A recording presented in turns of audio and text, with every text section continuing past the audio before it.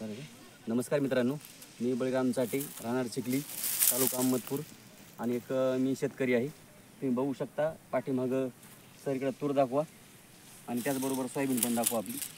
आपण आपल्या स्वतःच्या प्लॉटमध्ये उभा आहोत। टोटल 2.5 एकरचा प्लॉट आहे। त्याचबरोबर मध्ये 10 वर 2 तुरीच्या ओळी पण आहेत।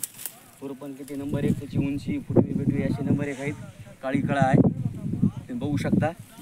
आणि सोयाबीन पण जर दाखवा, सोयाबीन बघू शकता की माझ्या कमराला लागलेला आहे। 50, 60, 80, 100 ते 100 शेंग एका झाडाला 100 शेंग आहे, तर तुम्ही बघू शकता। आणि आज मी समाधानकारक आहे आणि आज आपली सोयाबीन काढण्यासाठी आलेली आहे। आणि त्याचबरोबर गेले 10 वर्ष झालं आमचे वडील आपल्या शेतामध्ये केमिकलयुक्तच्या फवारण्या, रासायनिक फवारण्या आणि केमिकल आणि रासायनिक खते घालत होते। पण 1-2 वर्ष झालं मी ठरवलं की आपण आधुनिक पद्धतीने शेती करायला पाहिजे। त्याचबरोबर मी वडिलांना सांगितलं की आपण आधुनिक पद्धतीचा आणि सेंद्रिययुक्त शेतीचा वापर करूता, का तर विषमुक्त शेती आणि विषमुक्त अन्न करणं गरजेचं आहे। का तर आपण एका बसून सुद्धा करायला आणि शेतीच विषमुक्त केली तर आपलं जे अन्न खातोय ते विषमुक्त अन्न राहणार नाही, विषमुक्त अन्न होईल।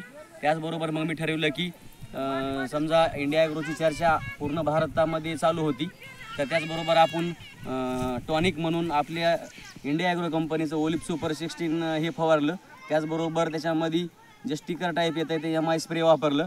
आणि हे सोयाबीन पेरत असताना आपण आपल्या शेतामध्ये भूअस्त्र सुपरचा वापर केलेला होता आणि 3 वेळेस ओलिप सुपर 16, ग्रो मॅजिक ॲडव्हान्स आणि MI स्प्रेची फवारणी घेतली। आणि तुम्ही आपल्या समोरासमोर बघू शकता आज सोयाबीन काढण्यासाठी चालू आहे। तर नंबर 1 मला वाटतं की कमीत कमी 9 ते 10 क्विंटल त्या सोयाबीनला उतार येऊ शकतोय। तर आणि सुरुवातीला आधी 4 ते 5 क्विंटलच उतार येत होता सोयाबीनला। आणि मी समाधानकारक आहे आणि आमचे वडील पण समाधानकारक आहेत। तर माझं एवढंच म्हणणं आहे, शेतकऱ्याला विषमुक्त शेती करा, विषमुक्त अन्न खा आणि रोगमुक्त शरीर करा। आणि त्याचबरोबर सेंद्रिय शेतीकडे वळणं गरजेचं आहे। सेंद्रिय शेती ही काळाची गरज आहे। जय इंडिया ॲग्रो, जय हिंद, जय महाराष्ट्र।